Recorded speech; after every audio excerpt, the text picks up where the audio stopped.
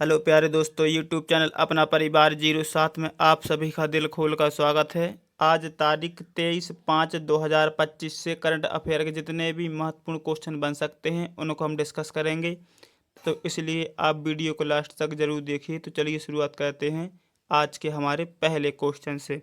दिया है, नालंदा विश्वविद्यालय के नए कुलपति के रूप में किसे नियुक्त किया गया है? तो इस क्वेश्चन के ऑप्शन हैं doctor Raghuram Rajan, professor Amartya Sen, professor Sachin Chaturvedi, doctor Urjit Patel.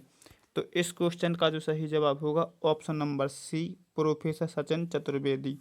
तो देखिए, इन्हीं के लिए हाल ही में नालंदा विश्वविद्यालय के नए कुलपति के रूप में नियुक्त किया गया है। तो देखिए, इनके बारे में देखते हैं।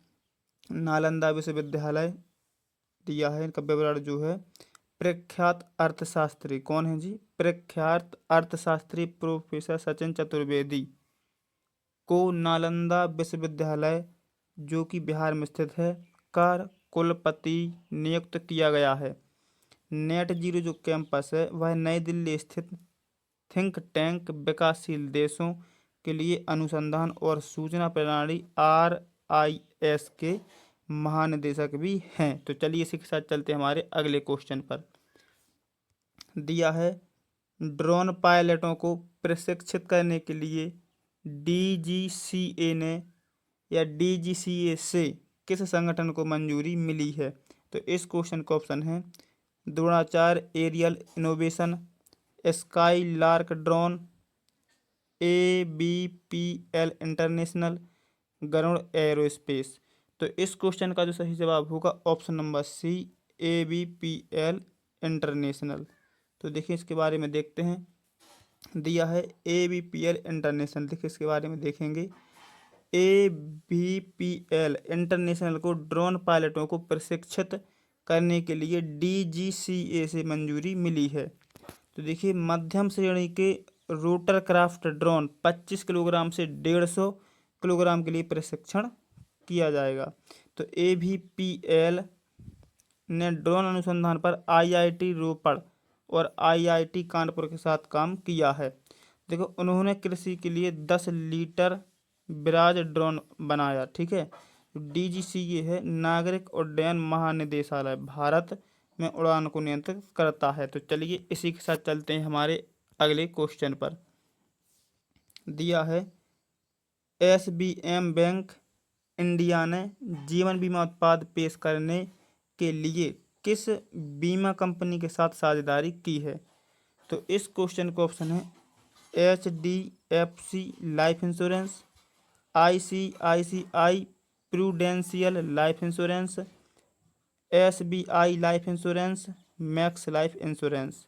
तो इस क्वेश्चन का जो सही जवाब होगा option number B, ICICI Prudential Life insurance.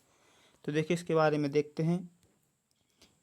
SBM Bank India, ICICI। ठीक है। तो देखिए, इसके बारे में देखते हैं। SBM बैंक इंडिया ने अपने ग्राहकों को जीवन बीमा उत्पाद पेश करने के लिए ICICI प्रूडेंशियल लाइफ इंश्योरेंस के साथ साझेदारी की है। तो देखिए, 2023-24 में भारत की बीमा पहुंच 3.7% रही, जो वैश्विक औसत 7% से कम है। 31 मार्च 2025 तक ICICI प्रूडेंशियल लाइफ इंश्योरेंस ने 9 करोड़ से अधिक लोगों को कवर करते हुए 3.09 लाख करोड़ की संपत्ति का प्रबंधन किया है। तो चलिए इसी के साथ चलते हैं हमारे अगले क्वेश्चन पर। दिया है, भारत ने एशियाई उत्पादकता संगठन APO की अध्यक्षता किस अवधि के लिए ग्रहण की है?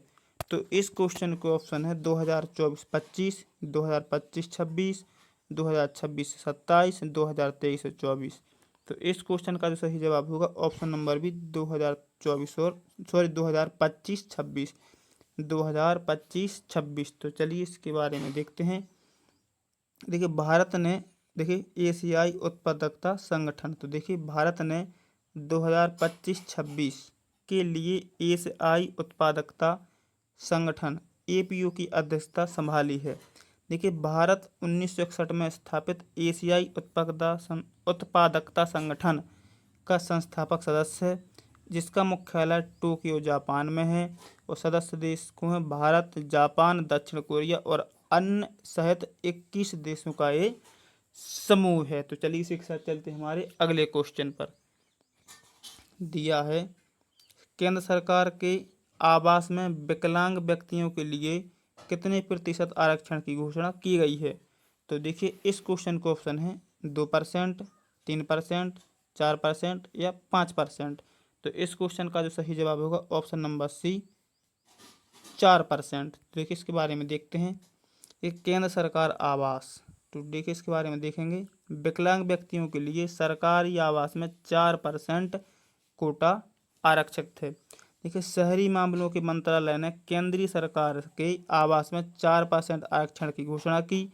संपदा विभाग DOE द्वारा जारी किया गया, ठीक है, विकलांग व्यक्तियों के अधिकार अधिनियम 2016 के साथ संरक्षित हैं, जिनका उद्देश्य विकलांग व्यक्तियों के लिए आवास तक उचित पहुंच सुनिश्चित करना है। तो चलिए इसी के साथ चलते हमारे अगले क्वेश्चन पर। दिया है 2023-24 में भारत की बीमा पहुंच क्या रही है। तो देखिए इस क्वेश्चन के ऑप्शन हैं 7%, 5.5%, 3.7% या 10%। तो इस क्वेश्चन का जो सही जवाब होगा ऑप्शन नंबर सी 3.7%। तो देखिए इसके बारे में देखते हैं। देखिए 2023-24 में भारत की बीमा पहुंच 3.7% रही, जो वैश्विक औसत से 7% कम है। तो देखिए आप इसके बारे में देखिए 3.7% रही। और यही देखिए 31 मार्च 2025 तक ICICI प्रूडेंशियल लाइफ इंश्योरेंस ने 9 करोड़ से अधिक लोगों को कवर करती हुए 3.09 लाख करोड़ की संपत्ति का प्रबंधन किया। तो चलिए इसी के साथ चलते हैं हमारे अगले क्वेश्चन पर। दिया है राजस्थान के कोटा में प्रधानमंत्री दिव्यासा केंद्र PMDK का उद्घाटन किसने किया। तो इस क्वेश्चन के ऑप्शन है प्रधानमंत्री नरेंद्र मोदी, लोकसभा अध्यक्ष ओम बिरला, राजस्थान के मुख्यमंत्री, केंद्रीय सामाजिक न्याय और अधिकारिता मंत्री। तो देखिए इस क्वेश्चन का जो सही जवाब होगा ऑप्शन नंबर बी लोकसभा अध्यक्ष ओम बिरला। तो देखिए इनके बारे में देखते हैं। देखिए प्रधानमंत्री दिव्यासा केंद्र, इसके बारे में देखेंगे। देखिए 19 मई 2025 को लोकसभा अध्यक्ष ओम बिरला ने राजस्थान के कोटा स्थित MBS अस्पताल में प्रधानमंत्री दिव्यांग केंद्र PMDK का उद्घाटन किया। देखिए दिव्यांग व्यक्तियों को इलेक्ट्रिक स्कूटर, श्रवण यंत्र, कृत्रिम अंग और ब्रेल उपकरण जैसे सहायक उपकरण वितरित किए गए। जिसके देखिए इसके बारे में देखेंगे। एलिम्को, देखिए भारतीय कृत्रिम अंग निर्माण निगम, सामाजिक न्याय और अधिकारिता मंत्रालय के तहत एक सार्वजनिक उपक्रम है। देखिए दिव्यांगजनों के लिए, विकलांग व्यक्तियों के लिए भारत में प्रयुक्त शब्द है दिव्यांगजन, ठीक है। तो चलिए इसी के साथ चलते हैं हमारे अगले क्वेश्चन पर, जो कि दिया है मसाला बोर्ड 2025 और 26 में किसानों को कितनी वित्तीय सहायता प्रदान करेगा। तो देखिए इस क्वेश्चन के ऑप्शन है 50 करोड़, 100 करोड़, 130 करोड़ या 200 करोड़। तो इस क्वेश्चन का जो सही जवाब होगा ऑप्शन नंबर सी 130 करोड़। तो देखिए इसके बारे में देखते हैं। मसाला बोर्ड, देखिए मसाला बोर्ड किसानों को 130 करोड़ का समर्थन करेगा। देखिए 2025-26 में लगभग 45,000 लाभार्थियों को 130 करोड़ दिए जाएंगे। देखिए SPI-CED योजना का हिस्सा 2025 और 26 को समाप्त है, ठीक है, जिसका कुल बजट 422.30 करोड़ है। इसका उद्देश्य देखिए इलायची की खेती के क्षेत्र का विस्तार करना और उत्पादकता को बढ़ावा देना, जिसका लक्ष्य जो है नई पहल के माध्यम से निर्यात के लिए अधिशेष बनाना। तो चलिए इसी के साथ चलते हैं हमारे अगले क्वेश्चन पर। दिया है भारत का पहला पूर्ण साक्षर राज्य आधिकारिक तौर पर किसे घोषित किया गया है। तो देखिए इस क्वेश्चन के ऑप्शन हैं केरल, मिजोरम, गोवा या हिमाचल प्रदेश। तो इस क्वेश्चन का जो सही जवाब होगा ऑप्शन नंबर बी मिजोरम। तो देखिए इसके बारे में देखते हैं। मिजोरम पहला पूर्ण साक्षर राज्य। तो देखिए उपलब्धि जो की है, मिजोरम को आधिकारिक तौर पर भारत का पहला पूर्ण साक्षर राज्य घोषित किया गया है।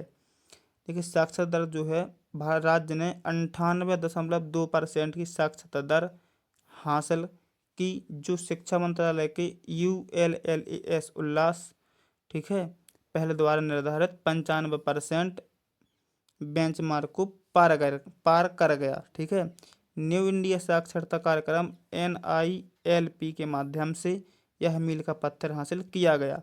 तो चलिए इसी के साथ चलते हैं हमारे अगले क्वेश्चन पर। और आज के लास्ट क्वेश्चन पर दिया है, इस मील के पत्थर तक पहुंचने के लिए मिजोरम ने कितनी साक्षरता दर हासिल की है।